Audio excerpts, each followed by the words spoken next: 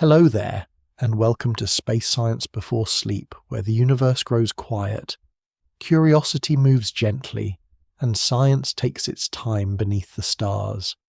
Tonight we're going to travel to the boundary of everything the universe has been able to show us, and ask what might continue beyond the observable universe. At first, that boundary may sound like the outer wall of an enormous sphere with Earth sitting at the centre. But the observable universe is not a container, and its edge is not a surface waiting in the darkness. It is a limit made by time. Light travels quickly but not instantly, and the universe has existed for a finite span. So there are places whose signals have reached us, places whose signals have not reached us yet, and perhaps places whose signals never will. The strange part is that the boundary belongs to the observer. Move the observer, and the visible sphere moves too. Nothing marks it with a line. No sign announces that the known universe ends here. The cosmos, as usual, has not invested heavily in visitor information. From the room around you, the night sky seems to begin just beyond the window. A few stars may be visible, perhaps a planet, perhaps only the glow of a city beneath clouds. Yet every point of light is already part of a story about distance and delay. Moonlight reaches Earth in a little more than a second. Sunlight takes several minutes. The light of nearby stars travels for years, and the light of distant galaxies may spend billions of years crossing expanding space before entering a telescope. You never see the universe exactly as it is now. You see a layered archive with nearby pages arriving almost fresh and distant pages arriving from an earlier chapter. The observable universe is the region from which information has had enough time to reach us. That information may arrive as visible light radio waves, X-rays, particles, or distortions in space-time. But however advanced the instrument becomes, it cannot receive a message that has not had time to arrive. A larger telescope can collect fainter light. It cannot persuade causality to hurry. Before we drift any farther, I'd love to know where in the world you're listening from tonight and what time it is there. And if these slow journeys through space help you relax, learn something new, or simply feel a little less alone beneath the night sky, I'd be grateful if you like the video and subscribe to Space Science Before Sleep. It helps this quiet corner reach more curious minds who may need something gentle at the end of the day. Do you imagine the universe beyond our horizon is mostly more of the same or something much stranger? For now, let your shoulders loosen, settle more comfortably, and allow the room to grow quiet around you. You do not need to memorize the terms that appear tonight. There is no test waiting at the edge of space. If a detail slips past, the journey will continue without complaint. You can simply keep one image nearby, a sphere of arriving light growing through cosmic history, while an unseen continuation may stretch far beyond it. So what determines the size of that sphere? Why can we observe some regions but not others? If the universe is older than the oldest light we see, what happened before that light began travelling freely? Why is the observable universe larger than a simple calculation using its age and the speed of light would suggest? Does every galaxy have its own observable universe? Will future astronomers eventually see everything hidden from us now?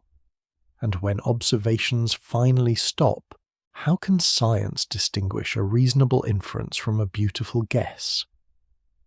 These questions lead us outward, but they also lead backward in time. The farther away we look, the earlier the universe appears. A galaxy, 1 billion light-years away, is seen as it was long ago. An even more distant galaxy is seen in a younger cosmic age. Continue far enough, and galaxies disappear not because we have reached the end of space, but because we have reached a time before galaxies had formed.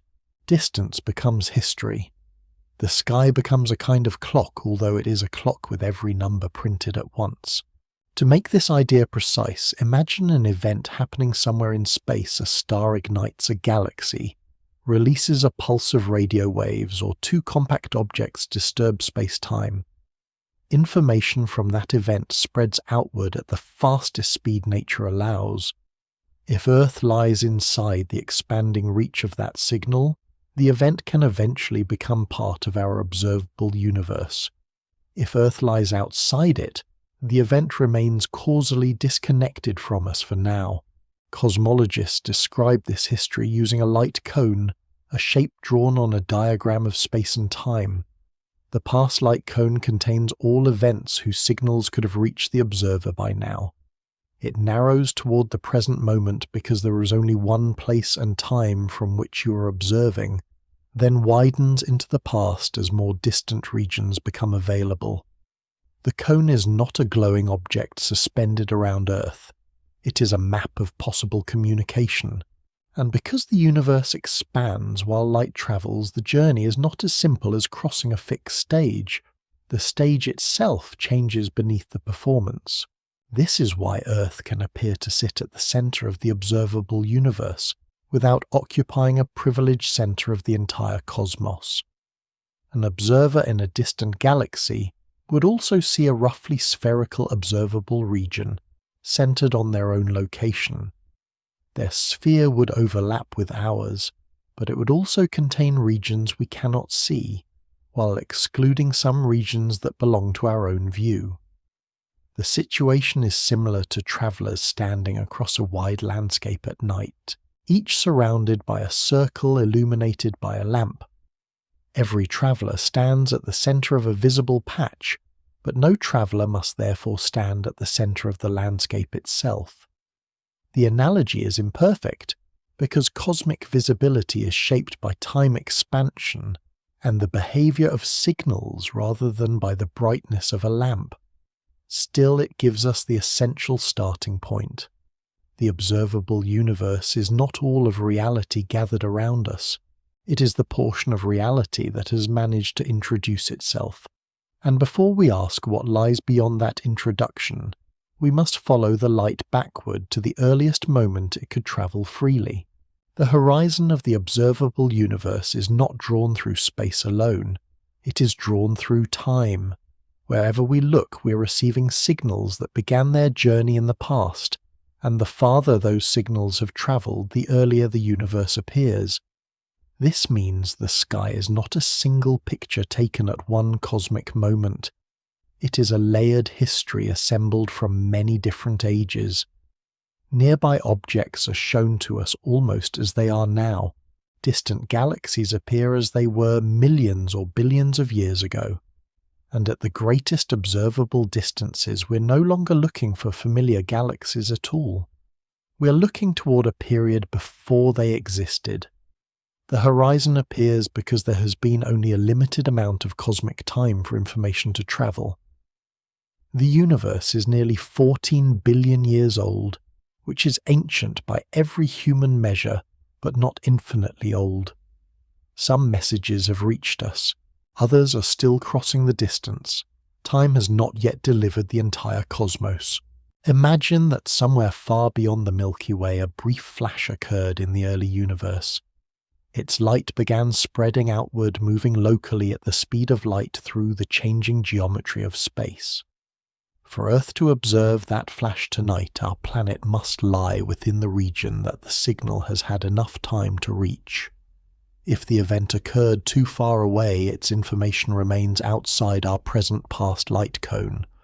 The event may have happened, the region may exist, but the message has not arrived.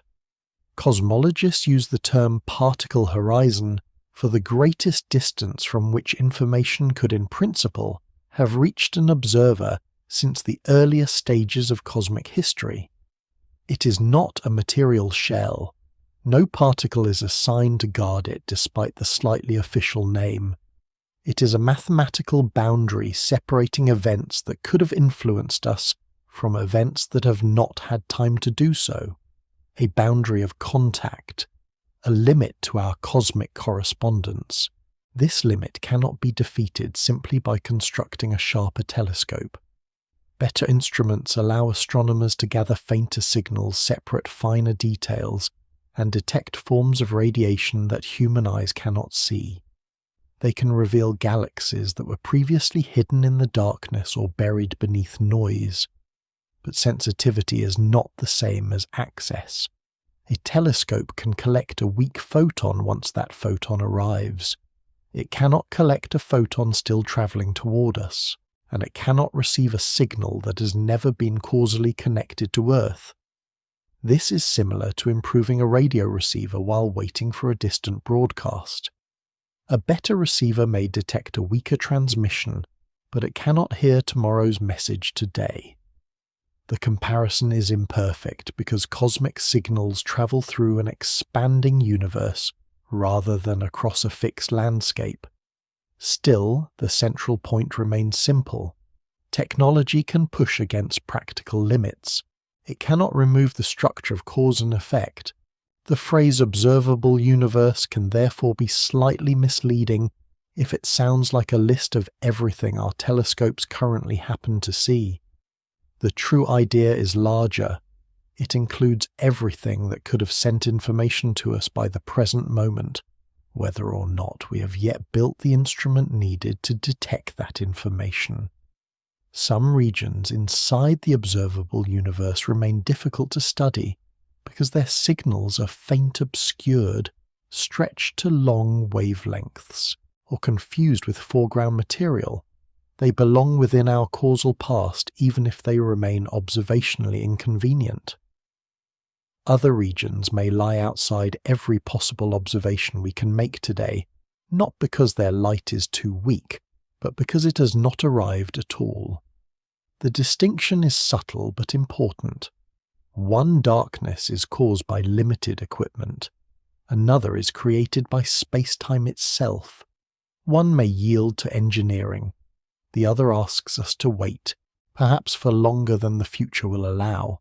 As we follow the past light cone farther backward, its history becomes stranger. There was no moment when a young universe switched on a collection of fully formed stars and politely began sending photographs. The early cosmos changed through several stages. Matter was hotter, denser, and more evenly distributed than it is today. Before atoms formed, charged particles and radiation interacted constantly. Photons could not travel freely across great distances because they were repeatedly scattered by the dense plasma around them. The universe was filled with light, but it was not transparent. It was more like the interior of a bright fog where light exists everywhere yet cannot carry a clear image from far away. Looking deeper with ordinary light does not allow us to see through this period because the photons that might have carried such a picture were continually redirected. The obstacle is not an insufficiently powerful camera. The early universe itself did not preserve a clear electromagnetic view. Eventually, expansion cooled the cosmos enough for electrons and atomic nuclei to combine into neutral atoms. Photons could then travel much more freely, beginning journeys that would continue for almost the entire age of the universe. Those ancient photons now reach us as the cosmic microwave background, a faint glow arriving from every direction. It is often described as the oldest light we can see, but it is not light from the beginning of existence, and it is not radiation shining from a wall around space. It comes from the era when the universe became transparent to electromagnetic radiation. Beyond that luminous boundary in time lies an earlier history hidden from ordinary light. Other kinds of signals may eventually offer clues, but the familiar method of simply looking farther reaches a natural limit. And so, our outward journey becomes a journey backward toward a glowing surface that is not the edge of the universe, but the moment the cosmic fog finally began to clear. The oldest light in the universe is not the beginning of the universe. It is the earliest light that was finally able to travel freely. Before that moment, the cosmos was already hundreds of thousands of years old, filled with energy particles and constant interaction, but it was not transparent in the way space is now. If we could look toward that era with ordinary light, we would not see stars, planets, or empty blackness. We would meet a bright, dense haze extending in every direction, because the matter and radiation of the young universe were tightly mixed together. Photons moved, but they did not move far before colliding with charged particles and being scattered again. Light could not carry a clear image across the cosmos. The universe was luminous without being visible, rather like standing inside a glowing cloud where every direction is bright and no distant object can be seen. This is the first important distinction at the edge of our view. The cosmic microwave background is not the place where existence begins. It is the place where the fog begins to clear. In that earlier universe, temperatures were high enough to prevent electrons from remaining attached to atomic nuclei for long. Matter existed mainly as a plasma, a restless mixture of free electrons and positively charged nuclei. Photons interacted especially strongly with those free electrons, changing direction again and again. A beam of light could not simply cross the universe in a straight line. It wandered through countless scatterings, losing any clean memory of the distant region from which it had come. This is why the early cosmos was opaque, even though it was full of radiation. An ordinary fog on Earth becomes difficult to see through, because tiny water droplets scatter visible light. The primordial plasma performed a roughly similar role, but on a universal scale and through different physical processes. The analogy helps us picture the effect. Though the early universe was not a cloud floating inside a larger room, it was the room, the light and the matter all at once. There was no dark exterior waiting beyond it. As the universe expanded, it cooled. Expansion did not merely spread matter outward from a central explosion into empty surroundings. Space itself changed scale, increasing the average separation between freely moving particles and reducing the energy of radiation. Eventually, conditions became cool enough for electrons to remain bound to nuclei forming neutral atoms, mostly hydrogen and helium. With far fewer free electrons available to scatter them, photons began traveling much greater distances without interruption. Cosmologists often call this period recombination, although the name is slightly misleading because the particles were combining in this way, for the first time not returning to an earlier arrangement. Another related phrase, the last scattering surface, describes the distant regions from which the photons we now detect last interacted strongly with matter before beginning their long journey toward us. The word surface can also mislead. It was not a solid shell, it was an era spread throughout space. Because this transition occurred everywhere, every observer in the universe would see ancient background radiation arriving from all directions. From Earth, the cosmic microwave background appears to surround us, but that does not place us at the center of a real sphere. An observer in another galaxy would be surrounded by their own view of the same early era, receiving photons from a different collection of regions. Imagine walking through a mist as it clears. Wherever you stand, the last visible layer of haze seems to form a boundary around you. Move to another location, and the apparent boundary moves as well, yet there is no single shell centered on your body. The comparison is not exact because the cosmic microwave background reaches us through billions of years of expansion, but it captures the observer-dependent nature of the view. What looks like a distant surface in space is also a distant moment in time. We are seeing the young universe wherever our line of sight leads. The background itself is remarkably smooth, but not perfectly smooth. Tiny variations in temperature preserve traces of slight differences in density present in the early cosmos. Over immense stretches of time, gravity amplified many of those small irregularities. Regions with a little more matter attracted additional matter, eventually helping to form the vast network of galaxies and clusters we observe today. In this sense, the cosmic microwave background is both a limit and a beginning, Not the beginning of the universe, but an early portrait of the structure that would later unfold. Its faint patterns are like the first shallow contours on a landscape before mountains and valleys fully develop. The analogy must remain modest. Galaxies were not pre-drawn inside those patterns in a simple one-to-one way. Their formation involved dark matter, ordinary matter, radiation expansion, and billions of years of complex evolution. Still, the seeds were present. The quiet sky carried a future within it. What came before the release of this ancient light cannot be observed with ordinary electromagnetic radiation, because the universe did not allow photons to preserve a clear view through the plasma. That does not mean the earlier cosmos is entirely inaccessible. Scientists study it indirectly through nuclear abundances, particle physics, the statistical patterns in the cosmic microwave background, and theoretical models tested against later observations. Other possible messengers may reach deeper. A background of ancient neutrinos is expected from a much earlier period, although detecting it directly is extraordinarily difficult. Gravitational waves from very early processes might also carry information that light cannot, but the relevant signals have not yet provided a confirmed picture of those earliest moments. The darkness beyond the oldest light is therefore not empty. It is hidden by the limitations of the messenger we use most easily. So when we look toward the cosmic microwave background, we're not staring at the outer wall of space. We're seeing the universe at the moment it became transparent enough for light to travel across it. The photons have crossed almost all of cosmic history to reach us cooling and stretching as space expanded around their journey. And here another puzzle begins.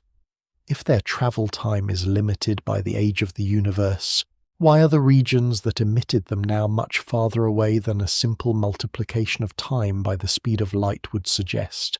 To answer that, we must stop imagining light moving across an unchanging distance. The distance itself has been growing all along. The visible universe is larger than its age might first suggest because light has not been crossing a fixed distance. It has been travelling through space while space itself expands. If the universe were an ordinary unchanging stage, then the most distant light we could receive would have come from roughly 1 light-year away for every year the cosmos had existed. That would be a simple journey speed multiplied by time. But the universe has never offered us that simplicity. While ancient photons moved toward us, the distance between large regions of space changed.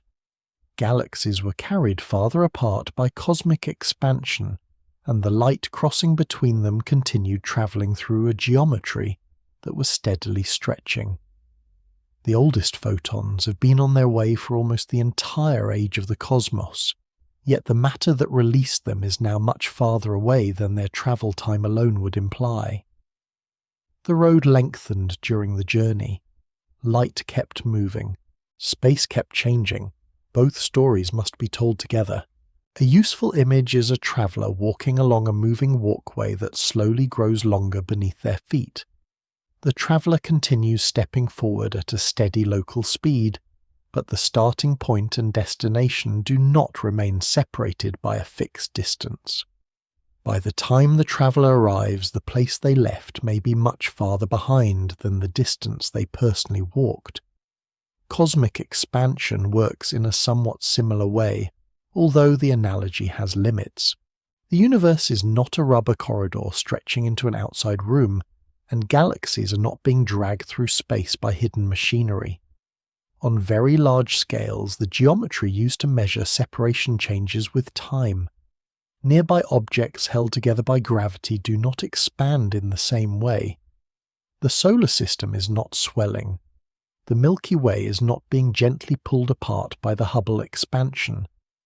But across the immense spaces between distant galaxy groups, average separations grow, and light must complete its journey through that changing arrangement. This is why cosmologists use several different kinds of distance. There is the amount of time the light has travelled, often called look-back time. There is the distance an object would have from us now if its present position were measured within the standard cosmological model. There are also distances designed for specific observations, such as comparing an object's true brightness with how faint it appears, or comparing its physical size with its apparent width in the sky. These measures are related, but they are not interchangeable. Asking how far away a very distant galaxy is can therefore resemble asking how far apart two boats are while the ocean between them is changing shape. The answer depends on what is being measured and at which moment. This can feel inconvenient, but the universe is under no obligation to organize its geometry for easy conversation. The important point is that the age of the light and the present separation of its source describe different parts of the same history. As ancient light travels, its wavelength is stretched along with the expanding space through which it moves. Light that began with a shorter wavelength may arrive, shifted toward the red end of the spectrum, or beyond visible red into infrared and microwave wavelengths. This cosmological redshift is not merely the familiar effect of an object moving through static space, although ordinary motion can contribute as well. It records the changing scale of the universe between emission and observation. The greater the expansion during the journey, the greater the stretching of the wavelength. Astronomers can study that redshift and combine it with models of cosmic expansion to reconstruct how far back in time they are looking and how the intervening universe has evolved. A photon therefore arrives carrying more than an image. Its wavelength contains a quiet record of the changing cosmos it crossed. The light has aged with the universe not by becoming tired but by being stretched. The expansion rate has not remained constant throughout cosmic history. The early universe passed through periods when radiation and matter influenced its behavior differently, and the later universe entered a phase in which the expansion began accelerating. This means the relationship between redshift travel time and present distance is not captured by one simple rule applied equally to every era. Cosmologists reconstruct the expansion history using several kinds of evidence, including the cosmic microwave background patterns in the distribution of galaxies and distant stellar explosions whose brightness can be compared across time. The resulting model allows them to estimate how the scale of space changed while a signal traveled toward us. Those estimates depend on measured cosmological parameters and carry uncertainties, but the central conclusion is secure. The most distant matter we can observe today is now separated from us by far more space than its light could have crossed in a static universe of the same age. This does not mean those distant galaxies have locally travelled through space faster than light. Relativity still limits the speed at which nearby objects, particles, and information move through their local surroundings. Cosmic expansion describes how the distance between widely separated regions changes as the geometry evolves. At sufficiently great separations, that distance can increase at an effective rate greater than the speed of light without any local object overtaking a nearby beam of light. The distinction is subtle because our everyday experience contains no close equivalent. We are accustomed to motion across a stage, not changes in the measurement of the stage itself. Yet this is essential for understanding the observable universe. Some regions that emitted light long ago are now receding so rapidly that signals they send today may never reach us. We see their past while losing access to more of their future. The universe can reveal an ancient image of a place that is already slipping beyond permanent communication. So the observable universe is not simply a sphere whose radius equals the age of the cosmos expressed in light years. It is a region shaped by the entire expansion history between the earliest visible epochs and the present. Its boundary is calculated through changing geometry, not drawn by a photon crossing an unmoving emptiness. And once we understand that the horizon becomes even less like a physical edge, It is a relation between an observer, a signal, and a history of expanding space. Another observer in another galaxy would construct a different visible sphere around a different location. Their ancient light would come from regions partly shared with ours and partly hidden from us. The next step, then, is to leave Earth's viewpoint without leaving the science behind and imagine how the observable universe changes when the observer moves. Every observer carries a different horizon. If you could move instantly to a galaxy billions of light years away and look outward from there, the universe would not present the same visible sphere you see from Earth. Some regions familiar to us would remain visible. Others would fall outside your new past light cone, and beyond the opposite side of the sky entirely different regions could appear, places whose light will never reach Earth, but whose signals may have had enough time to reach that distant galaxy. The observable universe is therefore not one universal object occupying a fixed location. It is a relationship between an observer and all the events capable of sending information to that observer. Earth lies at the center of our observable universe, because every direction is measured from Earth. That sounds important until we remember that the same statement would be true for an observer almost anywhere else. The center belongs to the view, not necessarily to the whole. A familiar comparison comes from standing on a wide, calm sea. From the deck of a boat, the visible horizon forms a circle around you. Another boat far away has its own circle centered on its own position. The two sailors can see overlapping parts of the ocean, while each can also see water hidden from the other. Neither sailor must be standing at the center of the sea.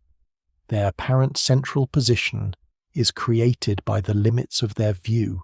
The cosmic version is more complicated because our horizon is not caused by the curved surface of Earth blocking the line of sight. It is shaped by the finite speed of signals, the age of the universe, and the changing geometry of space. Still, the image helps. A horizon tells you where observation ends from one location. It does not automatically tell you where the landscape ends. Changing the observer changes the horizon even when the larger landscape remains the same. Suppose there is a distant galaxy whose ancient light reaches Earth tonight. We see that galaxy as it existed long ago, perhaps before the sun had formed. An imagined astronomer living there at the time of the mission would have seen a different collection of galaxies around them. Their observable region would overlap with the region visible from Earth today, but the overlap would not be complete. On the side nearer to us, they could receive information from parts of space that also belong to our cosmic history. On the far side, they might see regions whose signals have never reached Earth. Those regions would not be supernatural or separate from ordinary space. They would simply lie beyond our causal access at the present moment. If two enormous transparent spheres were drawn around the two observers, they would intersect like overlapping circles sharing a central volume while extending into different territory. The drawing would be useful provided we remember that the real boundaries exist in space-time, not as glass shells suspended among the galaxies. This observer-dependent view also helps correct the idea that the Big Bang happened at one distant point from which everything flew outward. In the standard cosmological picture, the early hot dense state occurred throughout the space that later developed into the observable universe, and probably throughout a much larger region as well. When we look in any direction toward the cosmic microwave background, we see matter that was once much closer to the matter that would become our own region. We are not looking toward the location of an explosion. We are looking backward toward an earlier condition of the universe. A distant observer would do the same and would see an ancient background surrounding them. Every location can appear central because cosmic expansion does not require a central point within space. A loaf of rising dough is often used to picture this, with pieces inside becoming farther apart as the dough expands. But even that image has a limit. The universe is not known to be expanding into a kitchen. and cosmology has not identified an external countertop. On sufficiently large scales, astronomers describe the universe as approximately homogeneous and isotropic. Homogeneous means that when averaged across enormous distances, no broad region appears to contain a fundamentally privileged type of cosmos. Isotropic means that the universe looks statistically similar in every direction. Nearby space is obviously irregular. One direction may contain a galaxy cluster, another a void, and another the bright disk of the Milky Way inconveniently blocking the view. But when the survey becomes large enough, the overall patterns grow more uniform. This principle does not prove that every region beyond our horizon is identical to those we observe. We cannot inspect an unlimited volume and certify cosmic sameness everywhere. Instead, it is a working description supported by the large-scale uniformity of the cosmic microwave background, the distribution of matter, and the success of models that apply the same physical laws across the observable region. Science extends the pattern cautiously. It does not stamp the unseen with guaranteed approval. If this large-scale regularity continues beyond our horizon, then the region immediately outside our observable universe may be less exotic than the title first suggests. It may contain more expanding space, more dark matter, more gas, and eventually more stars and galaxies arranged in a continuation of the cosmic web. A galaxy just beyond today's particle horizon would not know that it had crossed an important line in our diagrams. Nothing local would change there. The boundary is important to us because its signals have not reached us, not because nature behaves differently on its far side. This is one of the quietest possibilities and one of the most scientifically reasonable. Beyond our view may lie more universe behaving much like the universe we know. Yet more of the same does not mean observable later. Cosmic expansion changes not only what has reached us so far, but what can ever reach us at all. That distinction leads to a deeper horizon. Some unseen regions may eventually enter our observable past as their older signals arrive. Other regions may remain beyond contact forever, depending on how cosmic expansion continues. Even among galaxies we can see today, there are places whose future messages may never reach Earth. Their ancient light is already here, but the later chapters of their history may be permanently separated from ours. The universe therefore contains more than one useful boundary, the limit of what has reached us by now, the scale at which recession becomes especially important, and the limit beyond which signals emitted in the future may never arrive. These boundaries are often confused because they do not appear as visible rings in the sky. They are different answers to different questions about communication. And as we move toward the next one, the cosmos becomes stranger in a very gentle way. We may be able to see a place whose future we can never hear. Some regions of the universe are hidden only temporarily. Others may remain beyond communication forever. The difference depends not simply on how far away they are, but on how the distance between us changes while a signal is trying to cross it. In a static universe, patience would seem to solve almost everything. Wait long enough, and light from more distant places would eventually arrive. But our universe expands, and the expansion is currently accelerating on the larger scales. A photon can move locally at the speed of light toward Earth, while the space separating it from Earth continues to grow. Whether that photon succeeds depends on the entire future history of cosmic expansion. Some messages are already on their way and will reach us after an immense delay. Others may travel toward us forever without ever completing the journey. The darkness in those directions is not caused by a wall. It is caused by a future that never allows the distance to close. Several cosmic boundaries are often gathered together under the word horizon, although they answer different questions. The particle horizon marks the farthest regions whose signals could have reached us by the present time. It describes our accumulated past. The Hubble scale identifies the distance at which the recession caused by cosmic expansion is at that moment comparable to the speed of light. And the cosmic event horizon concerns the future. It separates events that can still send signals to us from events whose signals will never arrive even if we wait indefinitely. These boundaries do not generally sit in the same place, and none is a solid shell. A galaxy can lie beyond the Hubble scale and still be visible because the light reaching us was emitted under different cosmic conditions, and because the Hubble scale itself changes with time. The labels are useful, but the universe does not arrange them into neat concentric rings for the convenience of diagrams. To picture the difficulty, imagine two travellers walking toward each other on a floor that's being stretched between them. Each traveller moves forward at a steady local pace, but the floor may lengthen faster than the remaining distance can be reduced. If the stretching slows, they may eventually meet. If it accelerates strongly enough, they may continue walking forever without closing the gap. Cosmic light behaves more carefully than this analogy suggests, because space-time cannot be reduced to an elastic hallway, and expansion is not a force pulling directly on the photon. Yet the comparison captures the competition. Light always passes nearby observers at the same local speed. What changes is the large-scale geometry through which the light travels. A photon does not become tired or gradually slow down. The route simply evolves while the journey is taking place. This leads to one of the gentler paradoxes of modern cosmology. We can observe ancient light from galaxies whose present-day regions may already be beyond our future reach.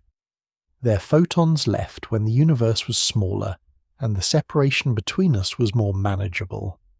Those signals crossed into regions where the expansion conditions allowed them to make progress, eventually arriving at Earth as faint records of a remote past. But a message emitted from the same place today might never reach us. We can therefore receive an early chapter of a galaxy's history while being permanently excluded from its later chapters. The galaxy does not suddenly disappear at a visible border. Its future light becomes increasingly stretched, weakened, and delayed until no new information can ever complete the crossing. We know that the place existed. We may simply never learn what it becomes. The long-term result under the simplest interpretation of the universe's current accelerated expansion is a gradually quieter, observable cosmos. Distant systems not held to us by gravity would recede beyond future communication. Their light would shift toward a longer wavelengths and become increasingly difficult to detect. Far future observers inside our local gravitationally bound region might see far fewer external galaxies than astronomers can see today. The wider cosmic web would not necessarily have vanished. Much of it would have passed outside their accessible history. Their universe would appear more isolated because the evidence of the larger structure had faded away. This is not an event expected on any human or even ordinary stellar timescale. It is an unimaginably slow change, more like an archive closing one shelf at a time than a curtain dropping across the sky. There is an important uncertainty here. The existence and location of a permanent event horizon depend on how cosmic expansion behaves in the future. Observations show that the expansion is presently accelerating, and the simplest standard model treats the cause as a constant form of dark energy associated with empty space. If that description remains correct indefinitely, then a future horizon follows naturally. But scientists do not yet know what dark energy fundamentally is. It might remain constant, evolve slowly, or reflect some deeper feature of gravity that current models do not fully capture. Different possibilities produce different cosmic futures. The horizon is therefore not a forecast written beyond revision. It is a consequence of applying our best current model beyond the times we can test directly. The mathematics may be clear while the premise remains open. Even so, the broad lesson does not depend on knowing every detail of dark energy. Observation is shaped not only by instruments, but by causal structure. There may be regions whose past can influence us, regions whose signals have not reached us yet, and regions from which no new signal will ever arrive. The boundary between them is invisible locally.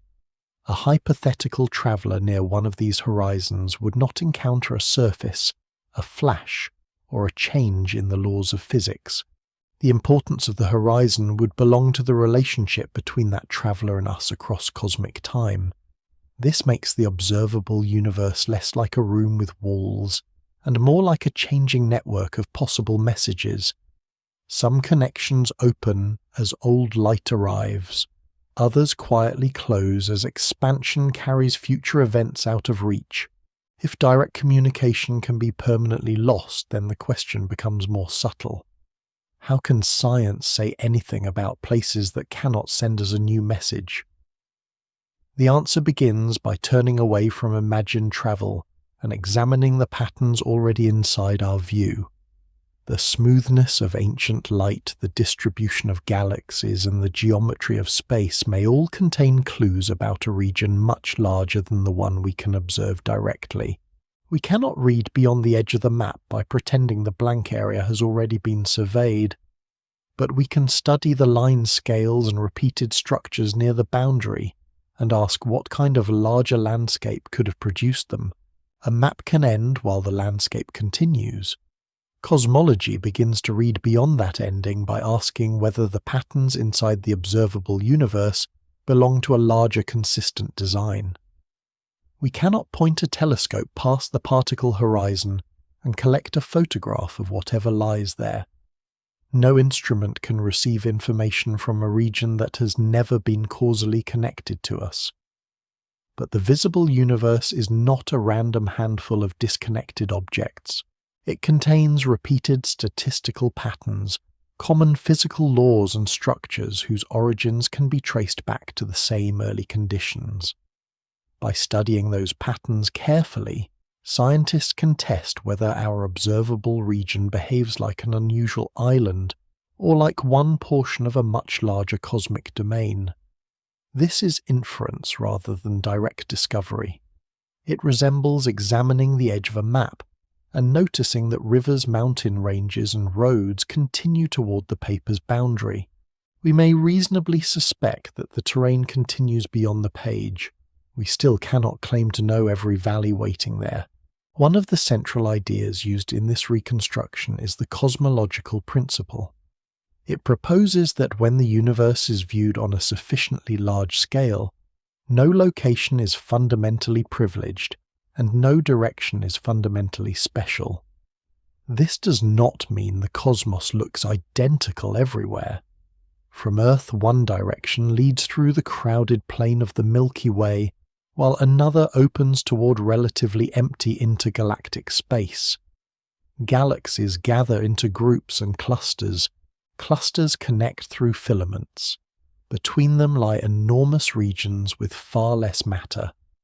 The local universe is beautifully uneven, but when astronomers average over distances large enough to include many clusters, filaments and voids, those differences become part of a broader statistical uniformity. The universe appears homogeneous in the sense that large regions contain similar average amounts of matter. It appears isotropic in the sense that its large-scale properties look broadly similar in every direction. Order emerges not by removing the irregularities, but by viewing enough of them together. The cosmic microwave background provides one of the strongest clues. This ancient radiation reaches us from every direction, with nearly the same temperature apart from very small variations and effects caused by our own motion and intervening matter. The extraordinary smoothness suggests that the young observable universe had remarkably similar large-scale conditions across regions that are now widely separated. The tiny differences are equally important. They preserve a statistical pattern that later grew through gravity into the cosmic web. Scientists can measure the sizes and strengths of these variations and compare them with predictions from cosmological models. A successful model must explain not merely one bright patch or one unusual cold region, but the overall distribution of fluctuations across the sky. This is similar to identifying the process that produced ripples on a pond by studying their spacing and amplitude. Yet the cosmic background is not a pond surface viewed from above. We observe only one ancient sky from one location, and that single view places a permanent limit on how much statistical certainty can be extracted from its largest patterns. Galaxy surveys provide another part of the evidence. By measuring the positions and redshifts of millions of galaxies, astronomers construct three-dimensional maps of the visible cosmic web. On smaller cosmic scales, the maps reveal dense clusters, long filaments, broad sheets, and immense voids. Pull farther back, however, and the arrangement becomes statistically smoother. No survey direction has revealed a permanent wall of galaxies, a universal empty half, or a clear sign that our region occupies the center of a unique structure extending across all space. There have been claims of unusually large features, and astronomers continue debating how some of them should be defined and interpreted. But a very large structure inside the observable universe does not automatically violate large-scale homogeneity. Random patterns can contain impressive clusters and gaps. A forest may have unusually dense groves without becoming one tree. The proper question is not whether enormous features exist, but whether their statistics remain compatible with the same general process operating across the wider volume. Cosmologists test this idea by building mathematical models and computer simulations. They begin with measured early conditions, apply gravity, and the expansion history include dark matter and ordinary matter, and allow virtual universes to evolve. The resulting structures can then be compared with observations, the clustering of galaxies, the abundance of galaxy clusters, the pattern of voids, the bending of light by mass, and the fluctuations in the cosmic microwave background. No simulation is a miniature universe sealed inside a computer. It depends on assumptions, approximations, and choices about physics that may later require revision. Its value comes from consistency. If one model explains many independent observations using the same small set of principles, confidence in the model grows. If it succeeds only after each dataset receives a separate convenient adjustment, confidence should become more cautious. The universe is generous with mysteries, but scientific models are not permitted unlimited decorative repairs. This network of evidence supports the idea that the same broad physical description may continue beyond our horizon. Regions just outside our present view may contain more of the same expanding cosmic web, shaped by similar initial fluctuations and governed by the same laws. That is not because scientists have seen those regions. It is because the visible portion does not show signs of approaching a physical boundary, and because models that treat our region as part of a larger statistically uniform domain explain the observations remarkably well. Still, extrapolation has limits. A wallpaper pattern may continue beyond the section visible through a doorway, but the building could contain another room with a different design.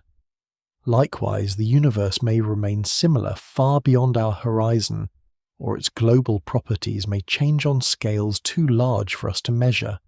The cosmological principle is strongly supported within the observable domain. Extending it without limit is reasonable but not proven. There is also an unavoidable difficulty known as cosmic variance. We can observe only one universe from one cosmic location. Astronomers may examine different directions and many distant regions, but all of them belong to the same accessible volume and share the same underlying history. We cannot place our universe beside 1,000 others and determine whether its largest features are typical. On smaller scales, many independent examples allow reliable averages. On the very largest scales, only a few comparable regions fit inside our horizon, so chance variations become harder to distinguish from meaningful anomalies. This does not make cosmology guesswork. It simply means that some uncertainties are built into our position as observers. We're trying to infer the full architecture of a building while living inside one very large room. The patterns inside that room tell us that the unseen landscape probably continues, but they do not reveal whether it continues forever, curves back upon itself, or connects in some more subtle way. To approach those questions, astronomers turn from the distribution of matter to the geometry beneath it. Light crossing the universe does more than carry images.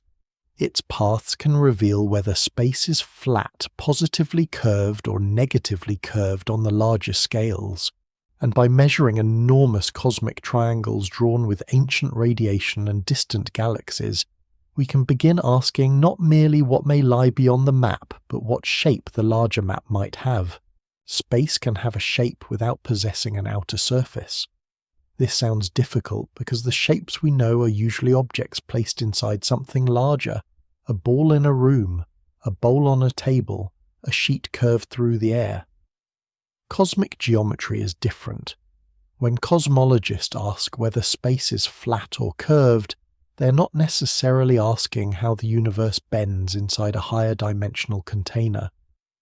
They are asking how distances, angles, and paths behave within space itself. On a flat surface, parallel lines remain parallel, and the angles of a large triangle add to a familiar total. On a positively curved surface, such as a sphere, lines that begin parallel may eventually meet, and a triangle can contain more angle than expected. On a negatively curved surface shaped loosely like a saddle, parallel paths spread apart and triangles contain less. These examples are two-dimensional shadows of a three-dimensional question, but they provide a useful beginning. Geometry can be tested from within. No outside view is required. Imagine drawing an enormous triangle across the cosmos. One side might be defined by the distance light travelled from the early universe. Another might be created by the known physical size of a pattern, formed in the hot primordial plasma. The final side reaches the observer measuring how large that pattern appears in the sky. If the universe is spatially flat, the apparent angular size should match the prediction of ordinary flat geometry. If space has positive curvature, distant features can appear larger than expected. If it has negative curvature, they can appear smaller. The comparison resembles placing a known ruler far away and judging the shape of the ground between you by how large the ruler looks. The cosmic ruler is not made of metal, of course. It is encoded in repeating patterns left by pressure waves that move through the young universe before atoms formed. Nature supplied the markings.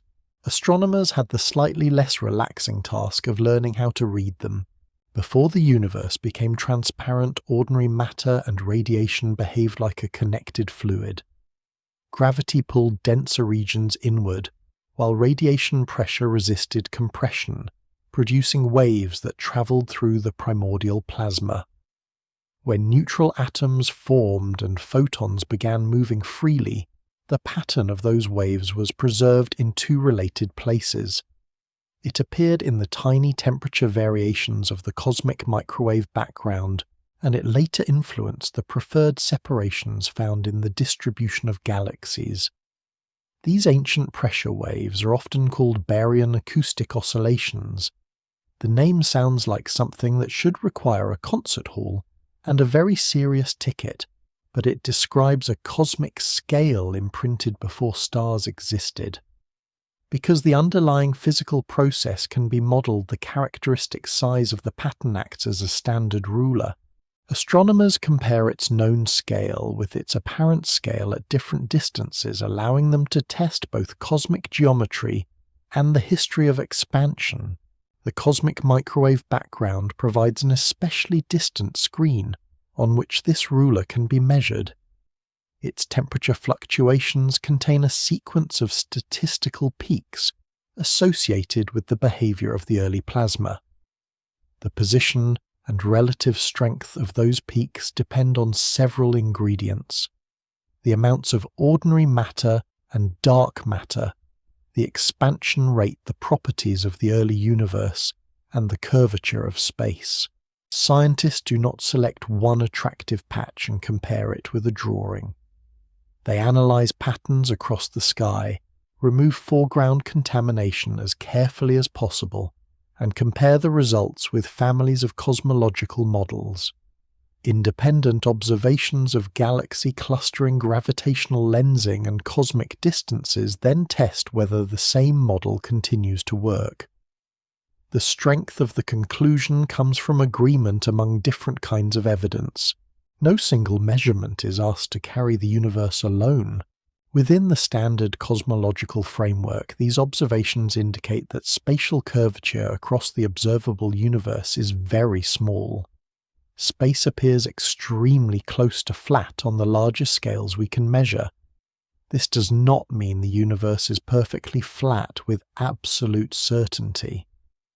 Measurements have finite precision, and the interpretation depends partly on the model used to connect early patterns with later observations.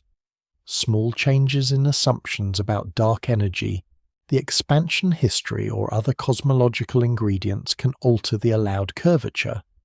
Researchers therefore combine several datasets because different measurements have different weaknesses. The ancient sky provides a powerful geometric clue, while later galaxies and distance indicators help break ambiguities that the background alone cannot resolve. The result is not a photograph of the entire universe seen from outside. It is a tightly constrained reconstruction made from light paths inside one observable region. A nearly flat universe may be much larger than the observable universe. Consider standing on Earth and examining a small patch of ground. The surface beneath your feet appears flat because the planet's curvature becomes noticeable only across greater distances. In the same way, a universe with gentle positive or negative curvature could look almost perfectly flat across the region available to us if its characteristic scale was sufficiently large. The analogy has a clear limit. Earth's surface is two-dimensional and embedded in three-dimensional space, while cosmic curvature describes three-dimensional spatial relationships and does not require a familiar external direction. Still, the lesson survives. Local flatness does not determine the full size of the landscape. Our visible universe may be a small patch of a much larger curved whole, just as a quiet field can reveal little about the round planet beneath it. There is another reason to remain cautious. Curvature describes local geometric behavior, but it does not completely describe global structure. Two spaces can share the same local geometry, while differing in how their distant regions connect. A flat surface can extend without end, but it can also be wrapped so that traveling far enough in one direction returns you from another without crossing a boundary. The same broad possibility exists in three-dimensional space, although the allowed connections are far more difficult to picture. Measuring triangles can tell us that space is close to flat within our observable domain. It cannot by itself tell us whether the universe is infinite, whether it closes through a vast topology, or whether its global arrangement lies forever beyond our horizon. The geometry narrows the possibilities. It does not select a final answer. So the shape of unseen space is approached indirectly through ancient sound waves without sound, immense triangles without drawn lines, and light that has crossed most of cosmic history. The evidence tells us that our observable region is remarkably close to flat. But flatness is not a synonym for endlessness. A floor may be flat and finite, a path may return without meeting an edge, and a universe can possess no visible boundary while still having a total volume. To understand why, we must separate two ideas that ordinary experience usually blends together: the curvature of space and the way space connects to itself. Flat space does not have to continue forever. In everyday life, flat and infinite seem naturally connected because a flat road can be imagined stretching toward the horizon without ever turning back. But geometry and size are different questions. Geometry tells us how distances and angles behave in a small region. Topology tells us how the entire space is connected. A universe may be locally flat so that parallel paths remain parallel and large triangles follow familiar rules, while still possessing a finite total volume. It could connect to itself across distances far greater than anything we can observe, allowing space to continue without presenting a boundary. There would be no outer fence, no final platform, and no place where a traveller could place one foot inside the universe and the other somewhere beyond it. The route might simply return. Flatness describes the character of the path beneath you. It does not tell you whether the path is endless.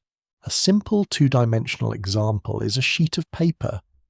An ordinary sheet is flat and finite, but it has edges which makes it a poor model for a universe without boundaries. Now imagine joining the left edge of the sheet to the right edge, forming a cylinder. A traveller moving across the surface in one direction can return to the starting region without crossing an edge. If the remaining two edges are also connected, the result is often pictured as the surface of a donut. That surface is finite and has no boundary, though it cannot remain perfectly flat when physically bent into that familiar shape. Mathematically, however, the connections can be described without requiring the surface to curve in the same way.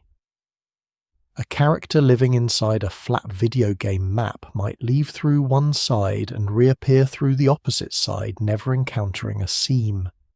The screen is finite. The journey has no wall. Real cosmic topology would involve 3 spatial dimensions and more complicated identifications, but the smaller example gives the mind somewhere gentle to begin. In a flat universe with this kind of connected topology, travelling far enough in a straight direction might eventually bring an observer back to the starting point from another side. There would be no sensation of turning around. Locally, the path would remain straight. The return would occur because distant regions of space were actually different appearances of connected locations. Light could also travel along several routes through such a universe. In principle, a single galaxy might be visible in multiple directions seen at different ages because its light had taken paths of different lengths. The night sky could contain repeated images of the same structures without labeling them as repeats. One copy might show a galaxy in an earlier stage of its evolution, while another shows it later and from a different angle. Recognizing the match would be rather like identifying the same town after receiving photographs taken centuries apart through different weather and from opposite roads. The universe would not be making the identification especially convenient. No such repetition has been confirmed. Astronomers have searched for related galaxy patterns and for matching features in the cosmic microwave background, but several difficulties stand in the way. The universe evolves while light travels. Galaxies change shape, merge, form stars, and alter their brightness. Dust obscures some directions. Gravitational lensing distorts images. The Milky Way blocks parts of the distant sky. Even if 2 views showed the same region at different cosmic times, they might not look obviously related. The ancient microwave background offers a cleaner possibility because it records a much earlier and simpler universe. If space wrapped around on a scale smaller than the observable region, Light from the same primordial area might reach us along several routes, producing repeated patterns. Researchers have looked for such signatures, including matching circular features across the ancient sky. So far, the evidence has not revealed a convincing cosmic seam. The absence of a detected pattern does not prove that the universe is infinite. It may simply mean that any connected scale is larger than the region we can observe. Imagine living in an enormous hall whose opposite walls have been joined, while your lamp illuminates only a small area of the floor. Within that patch, every path appears to continue normally. You cannot see far enough for a beam of light to circle the hall and return. From local measurements, the floor may look flat and unbounded, even though the complete space is finite. Our observable universe may be in a similar position. If the total cosmic scale is vastly larger than our horizon, all measurable triangles can appear flat and no repeated structure will fit inside the visible region. The topology remains hidden not because it lacks physical consequences, but because those consequences occur across distances unavailable to us. A room can be too large to recognize as a room. Positive curvature offers another way for a universe to be finite without possessing an edge. The two-dimensional surface of Earth is finite, yet a traveller can move continuously without reaching the end of the surface. A three-dimensional positively curved universe would be a higher dimensional counterpart, though it should not be imagined simply as a ball with galaxies filling its interior. The space itself would close. Travelling far enough in one direction could eventually return an observer to the starting region, provided cosmic expansion and practical travel difficulties were set aside. Negative curvature, by contrast, often allows infinite space, but certain negatively curved spaces can also be made finite through more complicated connections. The lesson is not that one exotic shape has been chosen. It is that curvature alone does not settle the matter. Flat positively curved and negatively curved geometries can each permit more than one global arrangement. This separation between geometry and topology is one of the quiet disciplines of cosmology. Measurements may show that space behaves very nearly as flat across the observable universe, but they cannot automatically declare the whole universe infinite. Infinity is not something a telescope can confirm by looking extremely far and finding no wall. Every observation covers a finite region, no matter how impressive the instrument. At most, scientists can place limits on curvature, search for repeated patterns, and test whether particular finite models remain compatible with the data. A universe much larger than the observable region could conceal its global form completely. It might extend forever. It might close upon itself. It might possess a topology more intricate than any shape that can be comfortably pictured beside a pillow. The available evidence narrows the possibilities without bringing them to one final point, and so a nearly flat cosmos leaves us with two broad families of possibility. Space may continue without end, carrying the same large-scale statistical patterns farther than any signal can reach. Or space may be finite, but connected with no boundary and no outside direction that belongs to ordinary cosmic travel. To distinguish these possibilities, astronomers must look for light that has crossed the universe by more than one route. If distant regions are joined to one another, the ancient sky may contain echoes of that connection, repeated structures, matched patterns, or several images of one cosmic place. The next stage of our journey is therefore not toward a visible edge, but toward the possibility that the universe quietly loops around us while appearing locally straight in every direction. If space wraps around itself, the evidence would not appear as a glowing seam across the sky. It would appear as repetition. Light from one region could travel toward us along more than one path, crossing the universe in different directions before reaching the same observer. The same ancient structure might then appear in several places not because the cosmos had copied it, but because we were seeing one location by several routes. Each image could arrive from a different stage of its history. One path might be shorter, showing a galaxy when it was relatively mature.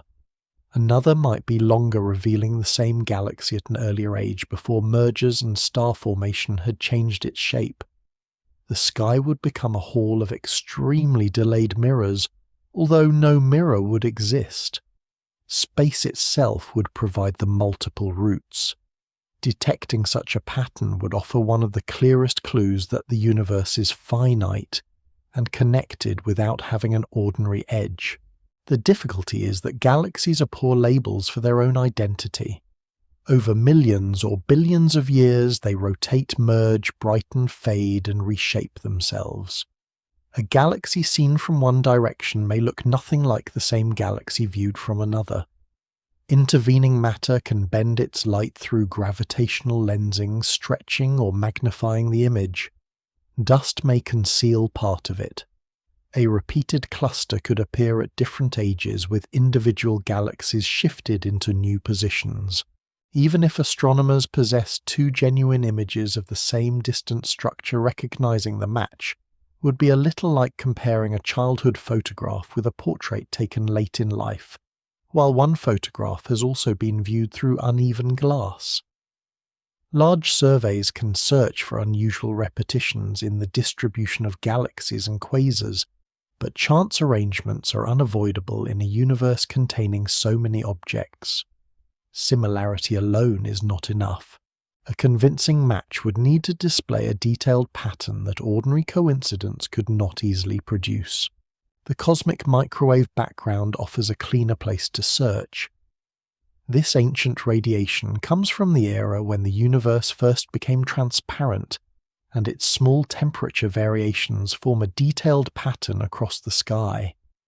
If the total universe was smaller than the diameter of the region, we can observe our view of the last scattering era might intersect the same physical locations more than once. The repeated regions would not usually appear as duplicate rectangular pictures. Geometry suggests a subtler signature matching circles. Two circles in widely separated parts of the microwave sky could carry the same sequence of hotter and cooler variations, because they represent two views of the same ancient ring in space. The pattern might appear reversed or shifted depending on how the cosmic connections are arranged. Finding a pair of circles with a highly specific matching sequence would be rather like hearing an unusual melody from two distant corridors and realizing that both sounds came from the same musician. Searching for those circles is demanding. The microwave sky is not a perfectly clean record. Radiation from the Milky Way adds foreground emission. Intervening structures alter the ancient signal slightly through gravitational effects and scattering. Instrumental noise remains even in exquisitely precise maps. The thickness of the last scattering region blurs the pattern, because the cosmic microwave background was released across a span of time rather than from an infinitely thin surface. Motions within the early plasma also contribute features that may not match identically along different lines of sight. Researchers must therefore compare huge numbers of possible circle positions, sizes and orientations while guarding against accidental similarities. A computer can always find something that looks interesting if it is allowed to search long enough through enough combinations. The challenge is deciding whether a pattern is physically meaningful or simply the universe's statistical way of resembling itself. So far, searchers have not produced a confirmed topological repetition. No matched circles have been accepted as evidence that the observable universe wraps around on a scale smaller than the region available to us. This rules out some simple compact models with characteristic sizes that would create obvious repetitions in current data. It does not rule out every finite topology. The connected scale might be only slightly larger than our observable region, placing most repeated patterns beyond reach. It could be much larger, making our visible cosmos a tiny patch with no detectable self-overlap. The true topology might also be more complicated than the simplest models used in an initial search. A failure to find echoes therefore narrows the possibilities without deciding between infinity and an immense, finite universe. The hall may have connected corridors. Our light may simply not travel far enough to reveal the return route. There are other possible signatures. In a connected universe, a sufficiently distant object might appear in multiple directions, and broad statistical patterns in matter could reflect the preferred scales or symmetries of the global topology. The microwave background might show subtle suppression or alignment among its largest features, because the universe cannot support fluctuations longer than its total connected size. But these clues are difficult to interpret. Large-scale anomalies in the ancient sky may result from chance foreground contamination measurement limits or incomplete modelling rather than cosmic topology. We have only one microwave sky to examine, so the largest patterns provide only a small number of independent examples. This is where cosmic variance becomes especially troublesome. A rare arrangement may look significant precisely because there is no second observable universe available for comparison. Science must resist the temptation to turn every unusual patch into a doorway beyond the horizon. Even a successful topological detection would not provide an outside view of the universe. It would reveal how space connects within itself. There might still be no meaningful external region into which the cosmos is folded, just as a traveller on Earth can determine that the surface closes without needing to describe an accessible direction outside that surface. The discovery would tell us that the visible sky contains repeated routes through one finite spatial structure.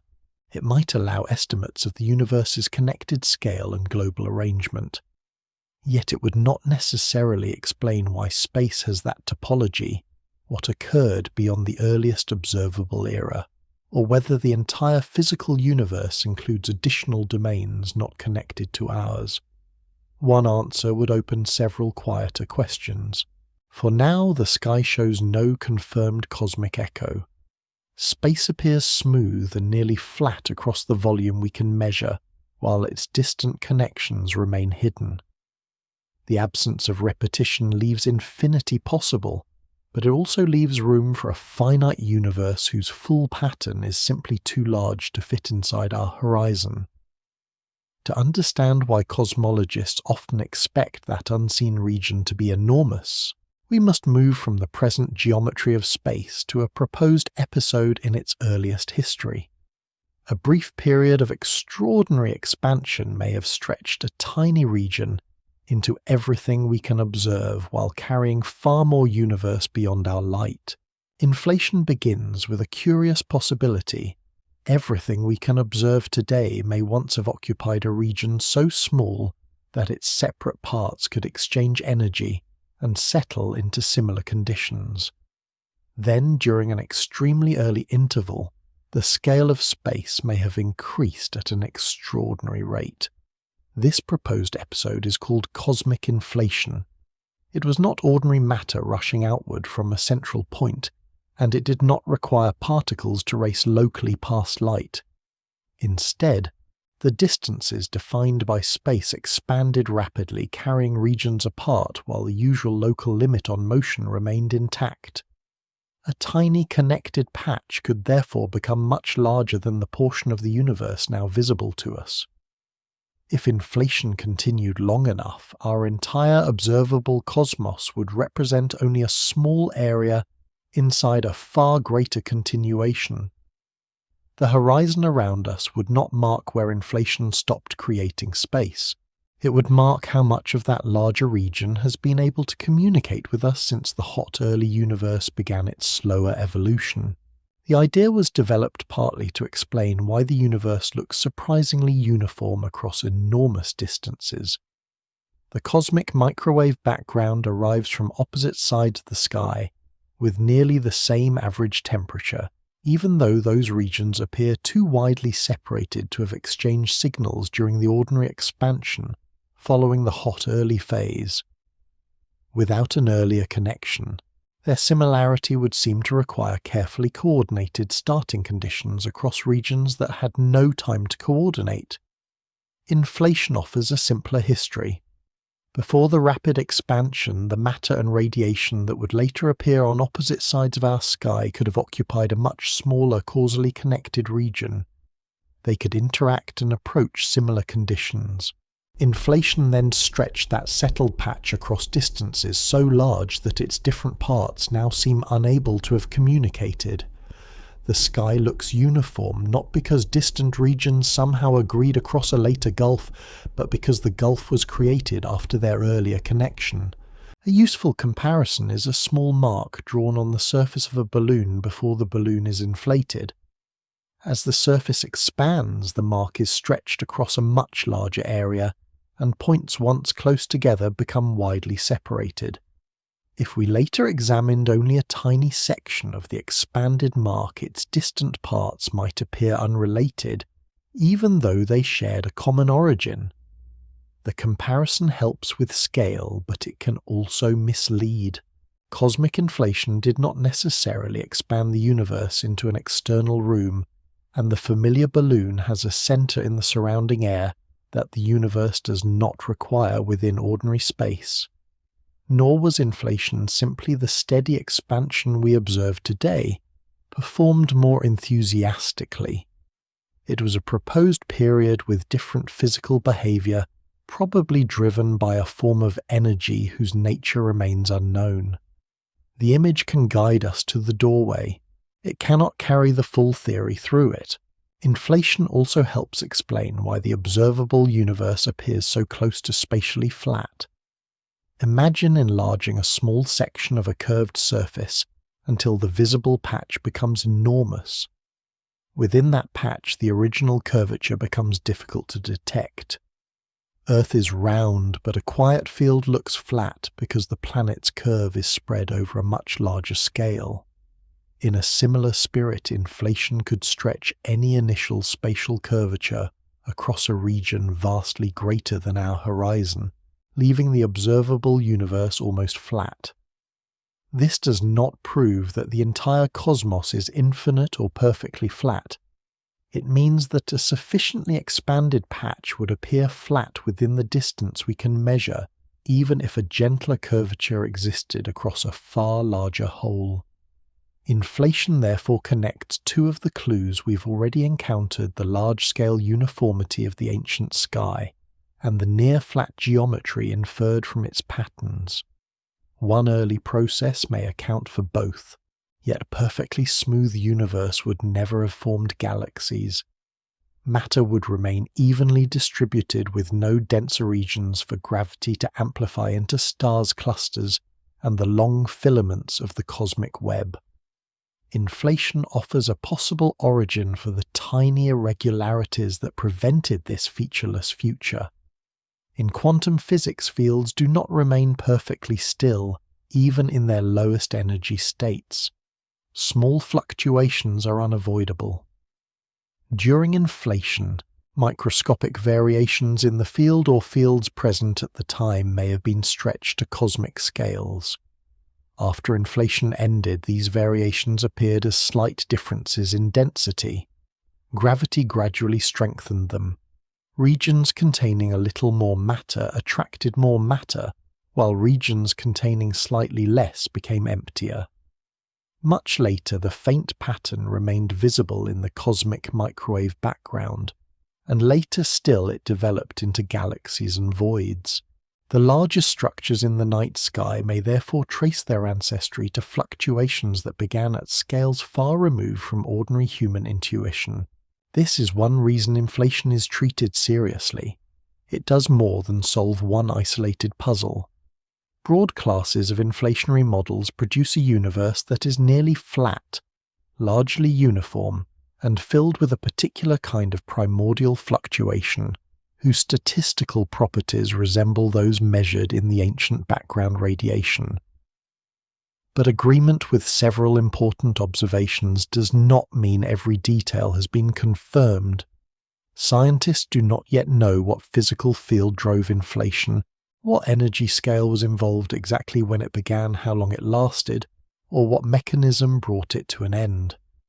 There are many inflationary models, and observations rule out or constrain some more strongly than others. A distinctive background of primordial gravitational waves could provide valuable evidence about the process, but no confirmed detection has yet supplied the long-awaited direct signature. Inflation remains a powerful framework, not a completed eyewitness account of the universe's first moments. When inflation ended, the energy associated with the process would have been converted into particles and radiation, producing the hot conditions from which the familiar early cosmic history developed. From there came the plasma, the formation of light nuclei, the release of the cosmic microwave background, and eventually the first stars and galaxies. Inflation itself would lie earlier than the oldest electromagnetic image we possess. We study it through the traces it may have left behind rather than through a direct photograph. This makes the theory especially relevant to our journey beyond the observable universe. If inflation occurred and lasted sufficiently long, then the region now inside our horizon is probably only one small part of the expanded domain. Just beyond our visible boundary, the safest expectation would be a continuation of the same primordial patterns, the same broad physical laws, and eventually more cosmic structure, not a sudden new realm, simply more of a history whose light has not reached us. But some versions of inflation do not end everywhere at once. In those models, inflation may stop in one region, while continuing elsewhere, producing separate expanding domains with little or no future communication between them. This possibility leads toward ideas often gathered under the word multiverse. The step is tempting, but it must be taken slowly. Ordinary inflation does not automatically prove eternal inflation, and eternal inflation does not provide a confirmed census of other universes. The evidence supporting the broad inflationary picture does not give every extension of that picture equal status. Still, the possibility changes the question before us. Beyond our horizon, there may be more of the same connected cosmos stretched far beyond sight. Or at distances and scales no observation can presently reach, the larger inflationary process may have produced regions with different histories. We have arrived at the point where a well-supported framework begins to open into a much less certain landscape. The multiverse begins not with a discovery but with a question about endings. If inflation expanded the early universe, what caused that expansion to stop? And did it stop everywhere at the same time? In the simplest picture, inflation ends across the region that becomes our observable cosmos, releasing energy into particles and radiation, and beginning the hot early universe we've been following. But some theoretical models behave differently. Inflation may end in one place while continuing in others. A region where it ends can develop into an expanding cosmos of its own, while the surrounding inflationary process keeps producing more regions. This possibility is called eternal inflation. The name does not mean that our universe has existed forever in its present form. It means that across the larger theoretical structure, inflation may continue without ending everywhere at once. Our observable universe would then be part of one region, where inflation stopped locally, not the complete result of the process. These regions are often described as bubble universes, although the phrase is more visual than literal. Imagine bubbles forming in a slowly rising mixture. Each bubble develops as a distinct pocket, while new bubbles continue appearing elsewhere. The image helps suggest many expanding domains emerging from a larger process, but it must not be taken too far. A hypothetical cosmic bubble would not necessarily float through ordinary space, like a soap bubble in a room. Its interior could contain its own expanding space-time, and the region between bubbles could remain in an inflationary state. Depending on the model, the bubbles might be separated so rapidly that communication between them becomes impossible. They would not appear as neighboring planets or galaxies beyond a dark boundary. A traveler could not simply choose one in the distance and steer toward it. The separation would be built into the geometry and history of the larger system. Why might different bubbles contain different physics? The answer comes from another theoretical idea. A physical field may possess more than one stable or long-lasting state. You can picture a broad landscape containing many valleys. A ball rolling across it may settle into one valley rather than another. Each valley represents a possible low-energy state, sometimes called a vacuum state, even though it need not be empty in the ordinary sense. The properties of particles and forces experienced inside a region could depend on which state the field settled into when inflation ended there. One domain might resemble our universe. Another could have different particle masses, interaction strengths, or amounts of vacuum energy. This possibility is sometimes connected with theories that allow a very large collection of potential states. But the landscape is a mathematical analogy, not a surveyed territory. Scientists have not traveled among these valleys or measured the constants inside neighboring cosmic domains. The idea shows what some theories permit. It does not show what nature has chosen. The word multiverse also creates confusion because it is used for several different proposals. One version is simply the continuation of ordinary space beyond our observable horizon. In that case, distant regions may contain more galaxies governed by the same laws, and calling them separate universes may add more drama than clarity. Another version arises from eternal inflation and proposes causally disconnected domains created by the same larger process. A different use appears in certain interpretations of quantum mechanics, where alternative outcomes are described as separate branches of a universal quantum state. Still other discussions involve mathematical structures or cyclic cosmologies. These ideas do not all describe the same thing, and evidence supporting one does not automatically support the others. Placing them beneath one convenient word can make the subject sound more unified than it really is.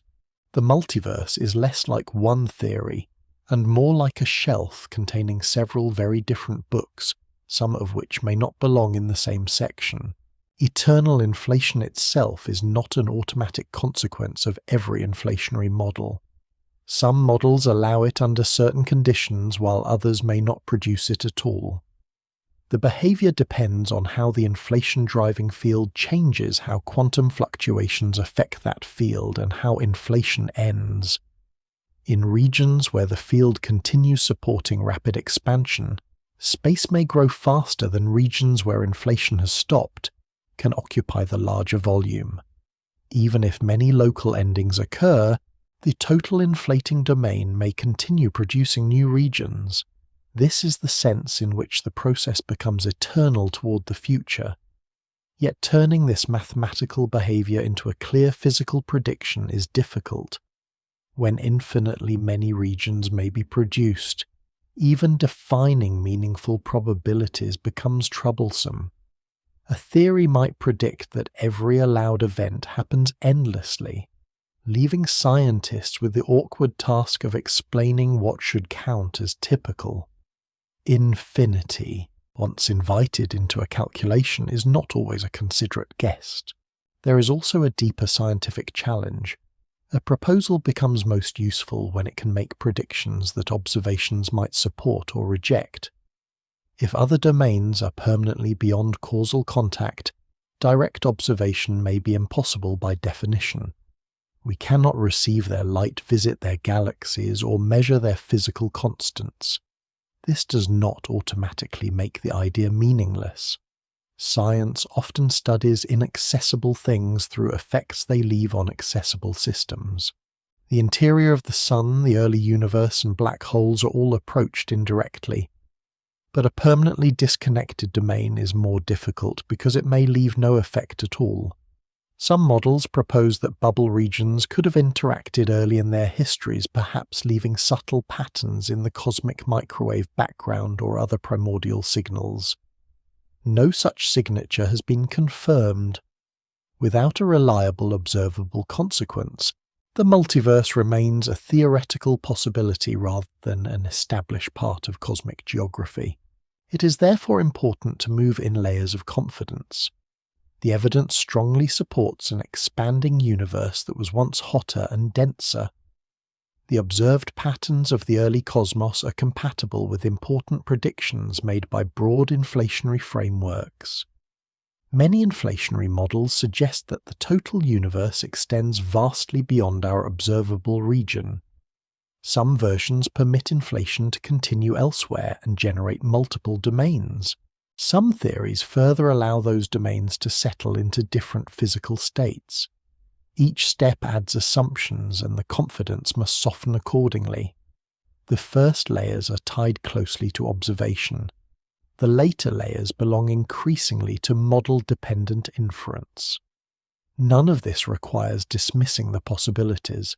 It simply means allowing the language to become quieter as the evidence becomes thinner. Beyond our horizon, then, the most conservative expectation remains more space connected to the same cosmic history. Farther into theory, there may be domains with separate histories, perhaps even different low-energy physics. But we've not discovered a neighbouring universe, counted a population of cosmic bubbles, or confirmed that the constants of nature vary beyond our reach. The multiverse is an attempt to follow certain theories to their larger consequences. Whether those consequences describe reality remains open.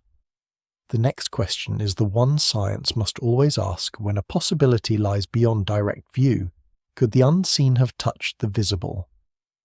If another domain once interacted with ours, or if the larger structure of space shaped our early sky, perhaps some trace was left behind, a faint irregularity, a repeated pattern, or a signal waiting to be distinguished from ordinary cosmic chance.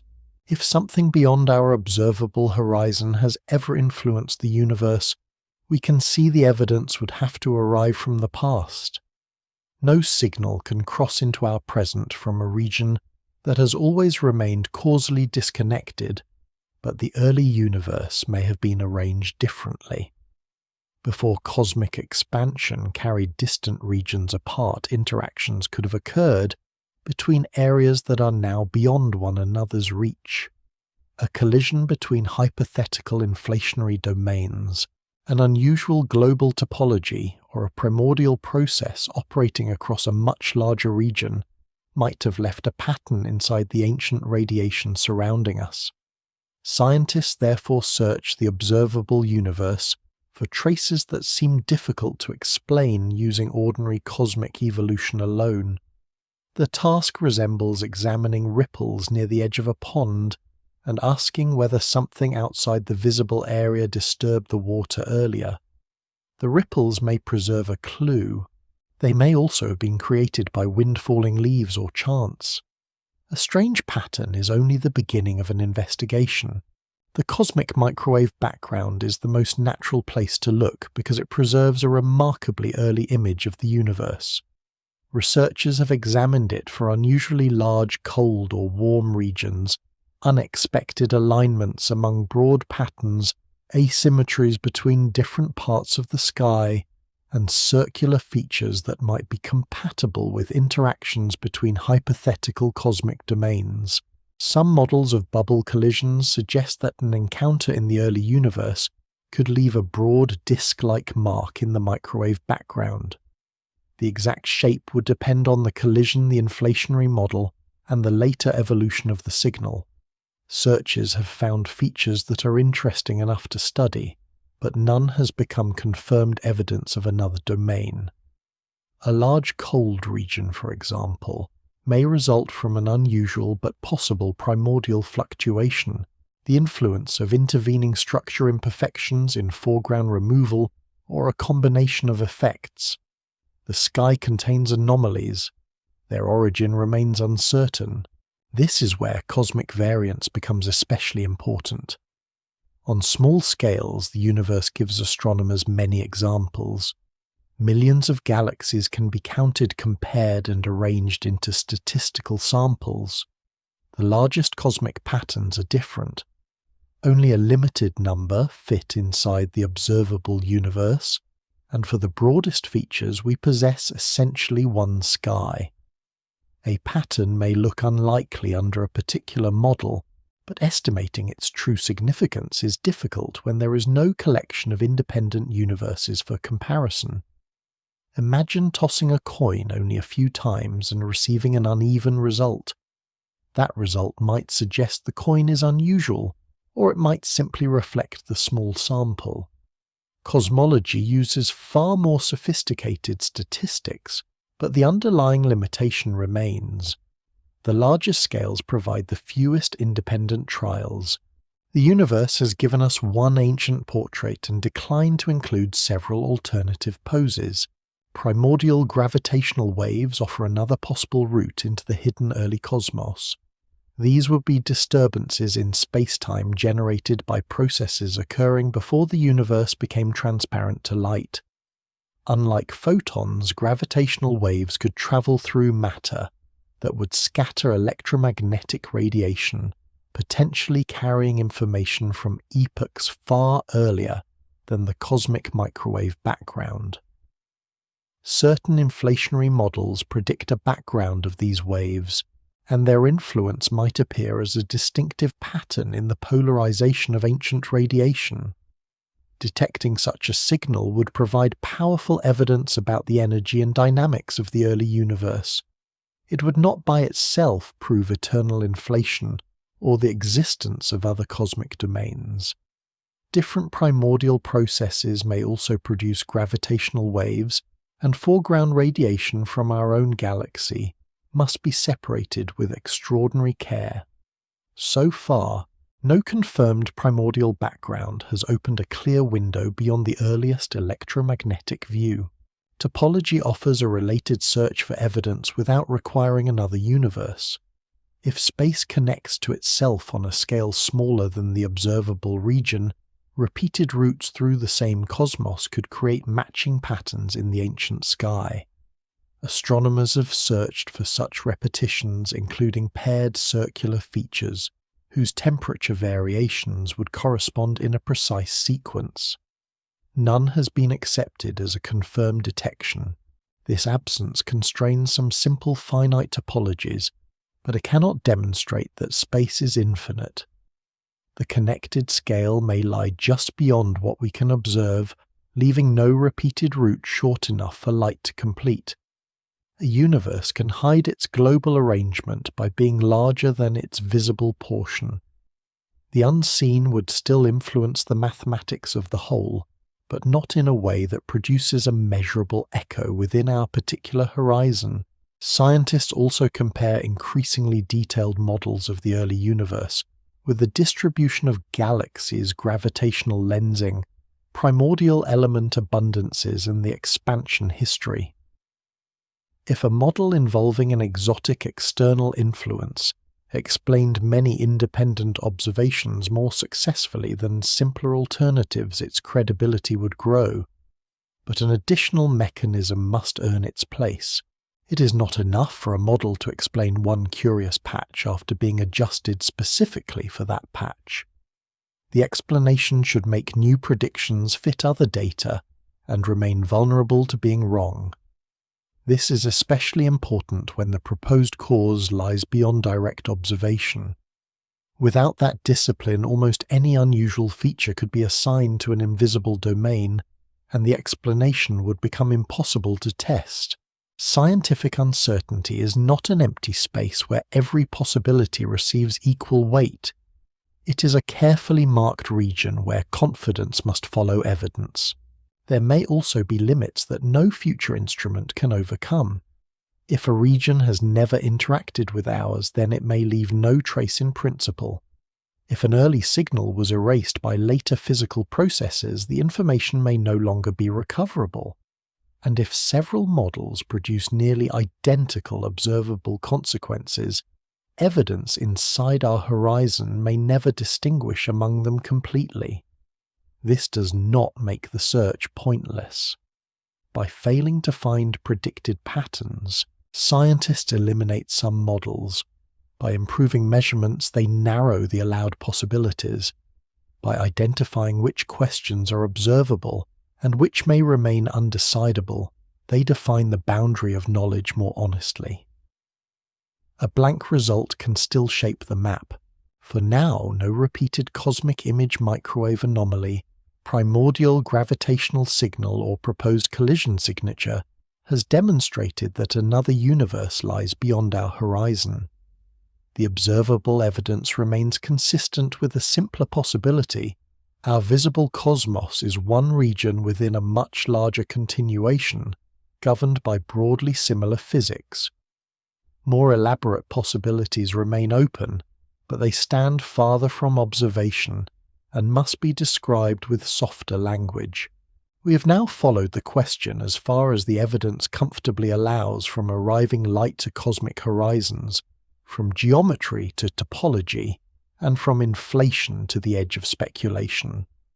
What remains is to gather those layers into one clear answer and return slowly from the unseen universe to the small quiet place from which we began. Beyond the observable universe, the most responsible answer is also the quietest. There is probably more universe. Not a wall, not a border station, and not an empty exterior surrounding a glowing cosmic sphere. The horizon marks the limit of the information that has reached us, not a confirmed limit to space itself. Just beyond that horizon, our best models suggest that the same expanding cosmos may continue carrying matter, radiation, dark matter, and the early patterns from which galaxies eventually form.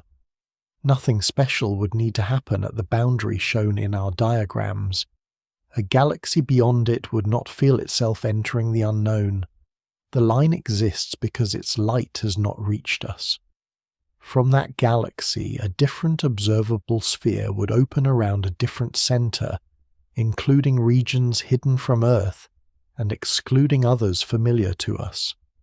Every observer receives a portion of reality. No observer receives the whole. This conclusion rests on what we can actually measure. We know that light takes time to travel. We know that the universe has expanded while ancient signals crossed it. We observe a cosmic microwave background that is strikingly uniform across the sky, carrying small variations that later grew into large-scale structure. We map galaxies arranged in clusters, filaments and voids, and find that the universe becomes statistically more uniform when viewed across sufficiently great distances. We measure the paths of light and find that space within the observable region is extremely close to flat. None of these observations reveals what lies beyond the horizon directly. Together, however, they support a picture in which our visible domain is part of a larger physical structure rather than a complete island ending at the farthest light. The evidence does not show an approaching edge. It shows a view that stops because information stops. From there, certainty gradually softens. Evidence suggests that the same broad laws and statistical patterns may continue beyond our horizon. Inflationary models offer a reason the total cosmos could be vastly larger than the region available to us, perhaps so much larger that our observable universe is a small patch inside an immense expanded domain. The near flatness of space and the uniformity of the ancient background fit comfortably within that framework, yet inflation is not a finished account. Its underlying mechanism remains unidentified, and its many versions do not all make the same larger predictions. More distant space may continue without end, or it may be finite while connecting to itself across scales too large for light to reveal. The universe could be flat and infinite, flat and finite, gently curved or globally arranged, in a form our visible patch cannot distinguish. A small region can measure its geometry with great precision, and still know very little about the total landscape. Farther outward, the language must become quieter still. Some models allow inflation to continue in regions beyond our own producing domains with separate histories. Those domains might settle into different physical states, perhaps with properties unlike those measured here. These possibilities motivate scientific discussions of a multiverse, but they are not discoveries of one. No telescope has photographed another cosmic domain. No confirmed mark in the microwave background has demonstrated an ancient collision with one. No repeated image has established that space loops around itself.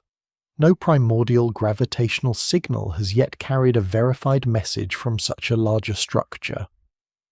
The proposals may follow naturally from certain theories, but nature is not required to realize every possibility allowed by mathematics. Beyond the observable universe may lie something much stranger than a continuation of familiar space. At present we do not know. There is dignity in that answer. Science is sometimes imagined as a machine that replaces every question with a fact, but its deeper work is often the careful separation of what can be known from what cannot yet be reached. The observable universe contains enough evidence to reconstruct a long and remarkable history, an early hot state, the formation of atoms, the first stars, the gathering of galaxies, and the slow expansion that carries distant regions apart. It also contains boundaries built into causal structure. Some signals have not arrived. Some may arrive only in the far future. Others may never reach us at all. Better instruments can gather fainter light and detect subtler messengers, but they cannot demand information from a region that has never been able to send it. The limit is not a failure of imagination or engineering. It is part of the universe's architecture. Return for a moment to the image with which we began, a sphere of arriving light centered on the room where you are listening. That sphere is not physically wrapped around Earth. It is a history assembled from every signal that has managed to cross space and enter our instruments. Near its center are the nearby stars seen only a few years in the past. Farther out are galaxies shown at younger ages. Near its deepest electromagnetic layer is the ancient glow from the time the universe became transparent. Beyond that visible history, the cosmos does not suddenly become black in any ordinary sense. The map simply loses its ink. Space may continue, events may unfold, galaxies may form beneath skies that can never exchange a message with ours. Existence does not wait for observation, even though observation is the only way science can speak confidently about existence. And so what would you discover beyond the observable universe? Most likely immediately beyond our horizon, you would discover more of the universe, more distance, more matter, more evolving structure, and no local sign that an important boundary had been crossed. Farther beyond, you might discover that space continues without end or eventually returns through a hidden topology. You might find regions born from the same inflationary history, or perhaps domains with conditions we cannot presently test.